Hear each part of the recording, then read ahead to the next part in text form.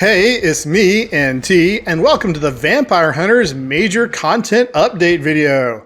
I'll be showing off all the new maps and how to get them, including some powerful builds. But first, let me explain the game a little. Oh, and thanks developers for the key. As you might can tell from the name, Vampire Hunters borrows heavily from Vampire Survivors, in that they are both Bullet Heaven games with a heavy focus on unlocks and upgrades that allow you to survive for 30 minutes in a series of increasingly difficult maps. You're still running around the map, killing mooks and elites to level up weapons and purchase items, and killing bosses for boss chests. Every so often, the enemy waves intensify with harder enemies or a random boss until 30 minutes pass. Obviously, Vampire Hunters is first person instead of top down like Vampire Survivors, but there are other differences as well. First is the amount of weapons and items. Vampire Survivors lets you have up to 6 weapons and 6 items, while Vampire Hunters gives you unlimited items and 14 weapons, 10 primary weapons, 2 secondary weapons, and 2 passive weapons. That makes for a lot of particle effects on the screen, and is a ton of fun rampaging across the maps. But the weapons aren't as varied as in Vampire Survivors, and don't have evolutions. But you can also throw unlockable constellations into the mix, which give different effects to a run, like elite enemies moving slower, or your weapons randomly changing every so often, or even turning the screen upside down, and I had no desire to play with that one. The characters in Vampire Hunters win in variety, as each one has their own skill tree and skills, but there are only 6 playable characters, unlike Vampire Survivors' metric ton of characters. This is a repeating refrain in Vampire Hunters: less amount, but more depth. Even the missions follow this trend, as each mission ends with some gimmick like closing enemy spawn portals or charging up a rune, which feels more fun than dying to death as soon as 30 minutes ends.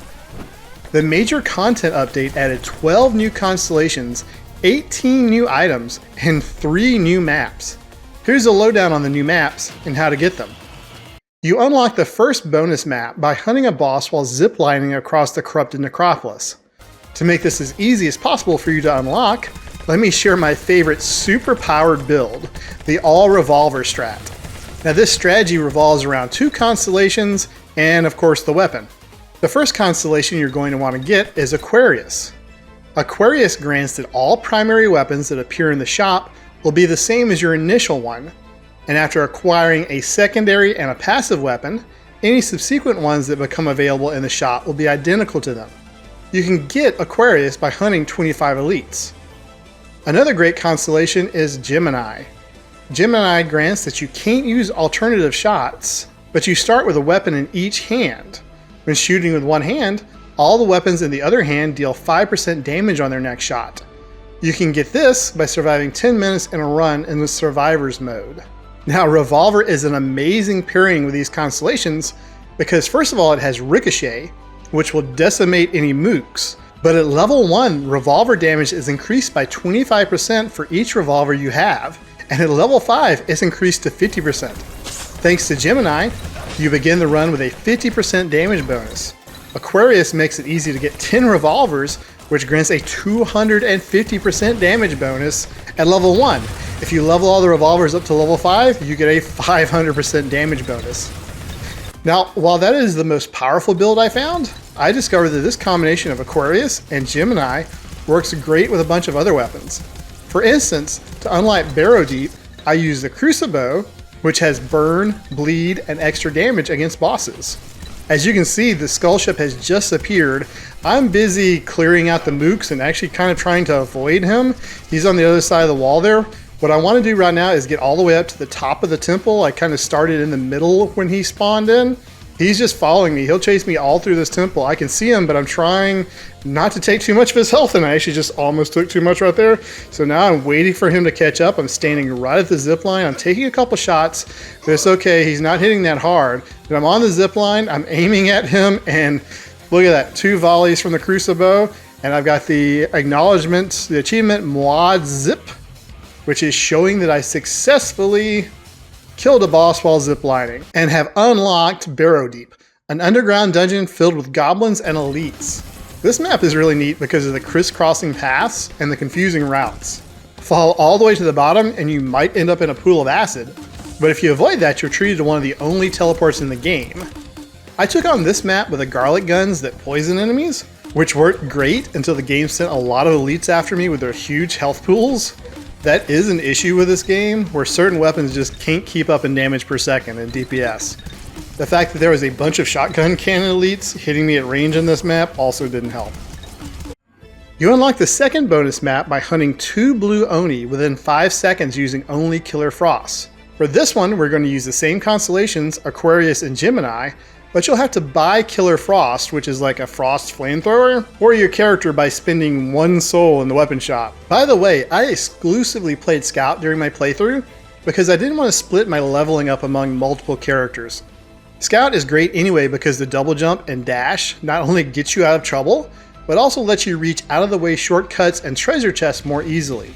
Now, the best place for blue Oni is Yuki Vale, which is the Japanese house at night map. 2 blue Oni should spawn in at about 3 minutes and 30 seconds on the game clock, along with a flamethrower Oni.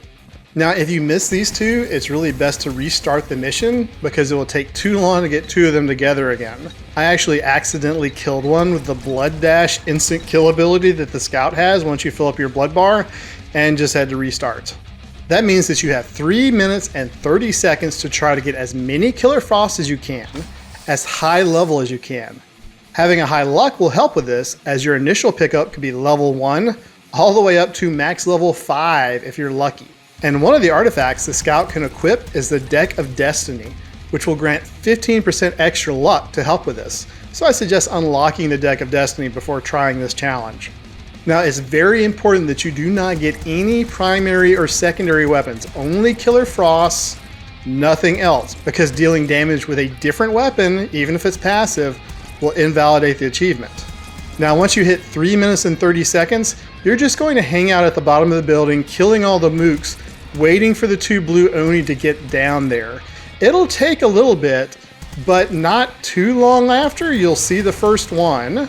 In this case, I actually saw the flamethrower Oni first, so I immediately killed him, and then waited for the blue Oni. There's one of the blue Oni and the other one coming down the stairs. So I'm just going to keep circle strafing and dealing damage to one of these Oni at a time, kind of alternating back and forth while also wiping out mooks and leveling up while I'm doing it. I need to not kill either one of them until they are almost both dead. And I obviously can't use the blood dash that I have now because it would kill both of them and count as damage from other sources. When they're both almost dead, Killer Frost does have Pierce, so I was able to kill both of them almost at the same time and get the Cold-Blooded achievement. Hunting 2 blue Oni within 5 seconds using only the Killer Frost unlocks the Scaffolds of Drethia. This map kicked my butt and I barely made it to 7 minutes. Not only are there a ton of elites, but a boss spawns roughly every minute. Once I let 3 bosses pile up, that was about it for me. Particularly since I was playing around with the flamethrower weapon, which again, just not enough DPS. I might go back and try again with my revolver build, but then again I have such bad memories of that map, I might not. You unlock the 3rd bonus map by killing 10 enemies while falling as Dracula. You unlock Dracula by beating the game, so you'll have to do that first. By this time, hopefully you've gotten the scout high enough level to unlock Pestilence, as that gun is key for the build I suggest to beat Dracula's cave with, although the revolver build should work too. First of all, you're going to keep Gemini, but you're going to remove Aquarius. We want different kinds of weapons for this build. Pestilence starts with the Infection ability, and that lets status effects spread from one enemy to the next. So what we're going to be focusing on is a status effect build. In addition to your 2 Pestilence, you want to get 8 status effect guns. Pretty much whatever comes up with, but as much variety and status effects as possible, from Bleed to Bless. I had elemental pistols and rifles, garlic guns, crucibles, a lightbringer, and a pixie shooter for my run. The major content update also added 2 new items, which they call relics, that give all your weapons a status effect. The Cryo Sigil gives all weapons freeze, and the Toxic Infusion gives all weapons poison.